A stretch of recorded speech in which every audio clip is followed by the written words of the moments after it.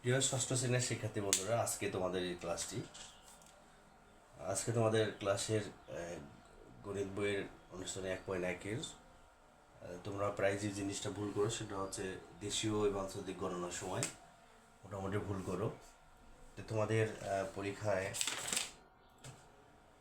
আসে যে সংখ্যা লেখা থাকতে পারে, যে অঙ্কে লেখো বা কথায় লেখো, এরকম থাকতে পারে।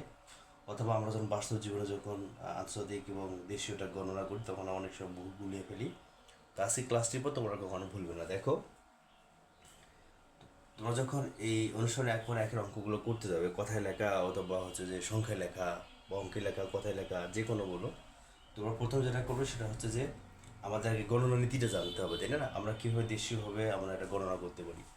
তো দেশীয়ভাবে গণনা করতে গেলে আমাদের কোনো সংখ্যার একদম ডান দিকে, ডান দিকে আমরা কি সেটা হলো একক ধরি। একক ধরি বলো তো, এটা একক ধরি। এরপরটা কি ধরে বলো তো? দশক। তারপরটা কি বলো তো? শতক। তারপর কি বলো তো? হাজার, তাই না? তারপর কি বলো তো? অযুত। তারপর কি বলো তো? লক্ষ। তারপর নিযুত। তারপর কি বলো তো? কোটি, তাই না? তার মানে আমরা যখন দেশীয় রীতিতে কোনো সংখ্যা গণনা করি, সংখ্যার ঠিক ডান দিকে, ঠিক আছে, অঙ্কটাকে আমরা কি বলি? একক বলি। তারপরটা কি বলি? দশক বলি। তারপরটা কি বলি? শতক। তারপরটা কি? হাজার। তার আগে কি বলতো? অযুত। তার আগে কি বলতো? লক্ষ। তার আগে কি বলতো? নিযুত। তার আগে কি বলতো? কোটি, তাই না?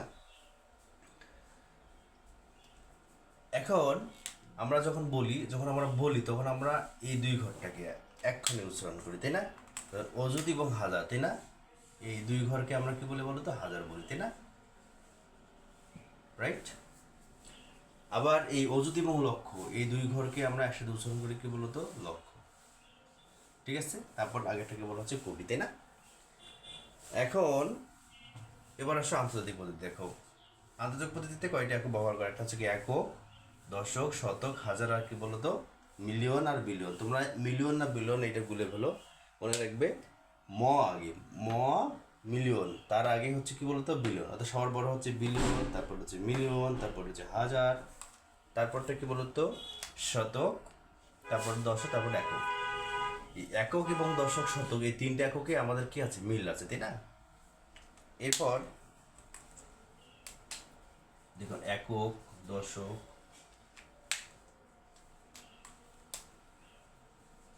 একক, দশক, শতক, এই হাজার, এরা কিন্তু তিন ঘর মিলে কি হয় বলো তো?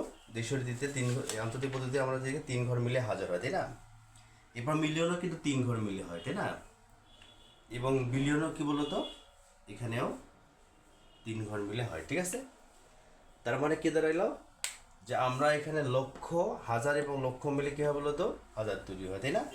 দেখো, আমরা দেখছি যে এখানে অযুত এবং লক্ষ মিলে হাজার দেশীয় রীতিতে গণনা হয়। এখানে আন্তর্জাতিক আর আন্তর্জাতিক বলতে কি বলো? তিন ঘর মিলে কি বলতো? হাজার তৈরি। তার মানে কি দাঁড়ালো?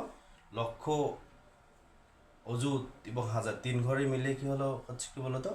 আন্তর্জাতিক পদ্ধতিতে সেটাকে বলা হাজার, তাই না? এবার কি বলছে? মিলিয়ন। দেখো, মিলিয়নটা কি হচ্ছে বলতো? আমরা জানি কি বলতো?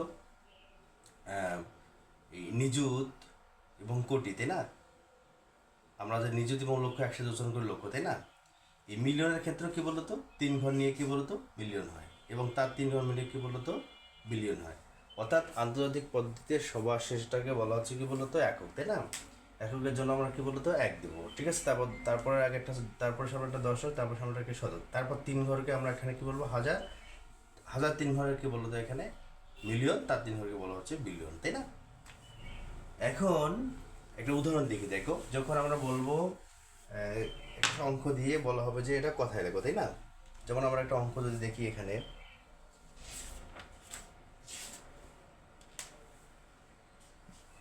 ধরো এখানে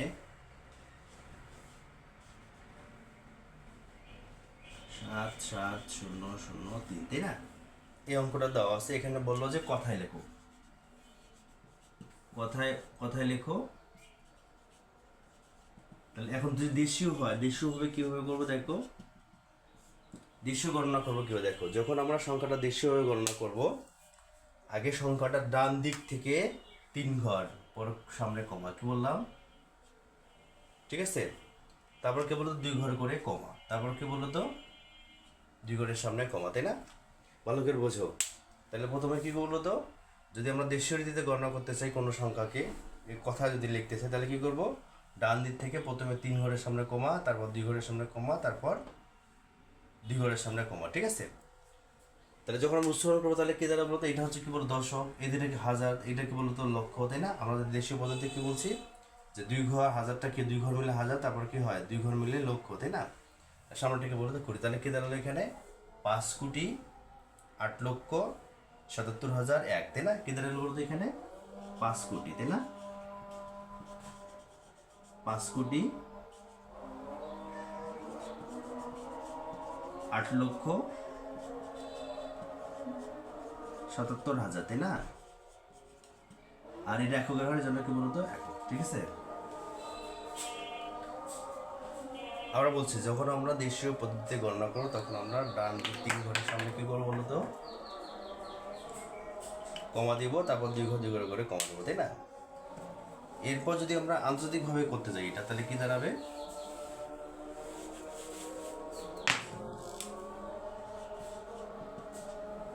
তাহলে আন্তর্জাতিকভাবে করতে গেলে যদি আমরা আন্তর্জাতিকভাবে এটা গণনা করি তাহলে কি হবে, প্রথমে 3 ঘরের সামনে কমা, এরপর 3 ঘর 3 ঘর করে কমা, তাই না?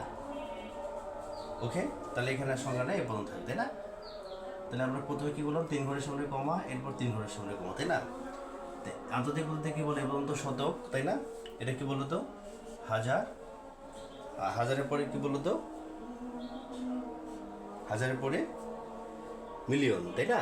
তাহলে আমরা কি দাঁড়াইলো, এটা হচ্ছে কি 50,000,000 আর 877,000, তাই না? এক কি হবে বলতো 50,000,000,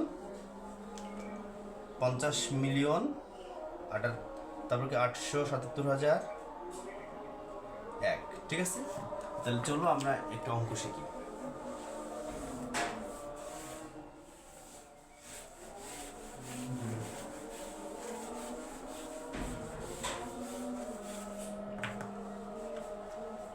ধরো এই অঙ্কটা বললো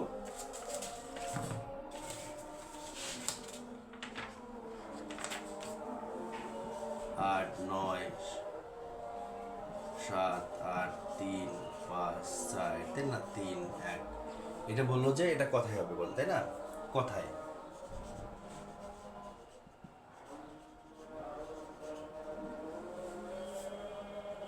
দেখো দেশীয় রীতিতে যদি আমরা কথা লিখি তাহলে আবার দেখো কথায় কিভাবে আমরা কি করবো, দেশীয় রীতিতে করতে গেলে কি করতে হবে, যে আমরা কি করবো এখানে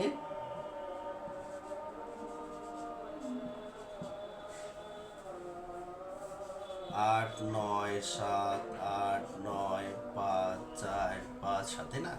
আর প্রথমে কি আজকে আমাদের 3 ঘরের সামনে কমা, 2 ঘরের সামনে কমা, তারপর 2 ঘরের সামনে কমা, তাই না? তাহলে এখন কি দাঁড়াইলো বলো তো, তাহলে এটা হচ্ছে কি শতক, আমরা এভাবে গণবো, ডান দিক থেকে গণবো আগে শতক, এটা কি হাজার, এটা কি লক্ষ, এটা কি বলতো কোটি, তাই না? তাহলে আমরা কথা হলো কি, কথা কি হবে বলতো যে 89 কোটি, তাই না?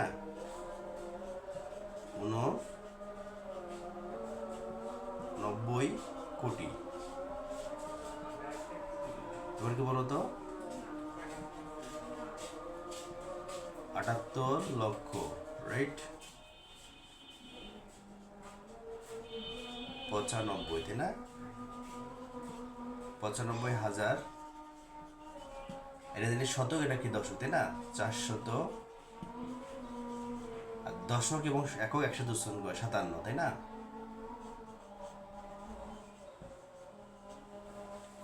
এবার এটা যদি আমরা দেশীয় ভাবে গণি, আন্তর্জাতিক ভাবে গণি তাহলে কি হবে দেখো, আগে আমরা সংখ্যাটা লিখবো এখানে, বুঝে এখানে 8,9,7,8,9,5,4,5,7, তাই না? তো প্রথম আমাদের কাছ থেকে ডান দিক থেকে সংখ্যাটা আমরা লিখবো, ডান থেকে কি করবো 3 ঘরে 3 ঘরে করে কমা দেবো, তাই না? তা আমরা জানি কি বলতো আন্তর্জাতিকভাবে সবার শেষে 3 ঘরটাকে শতক, তাই না? এটাকে হাজার, তারপর এটাকে হতো মিলিয়ন, তাহলে আমরা লিখতে পারি এখন কি বলতো, তাহলে কথা কি দাঁড়ালো এখানে 897, তাই না? তাহলে 897, রাইট? 97 মিলিয়ন, তারপর কত দাঁড়ালো বলো তো 895,000, তাই না? তারপর আমরা কিন্তু লেখার সব বড় সংখ্যা থেকে লিখতে হয়, ঠিক আছে?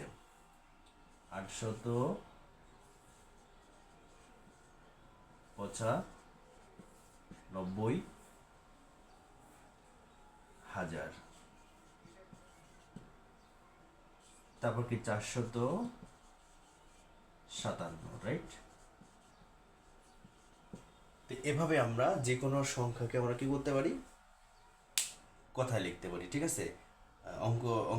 মানে অঙ্কে থাকলে সেটাকে আমরা কথায় লিখতে পারি, ঠিক আছে? তোমরা তোমাদের অনুসরণের 2, তোমার অনুসরণে 1.2 এর 2 নং সবগুলো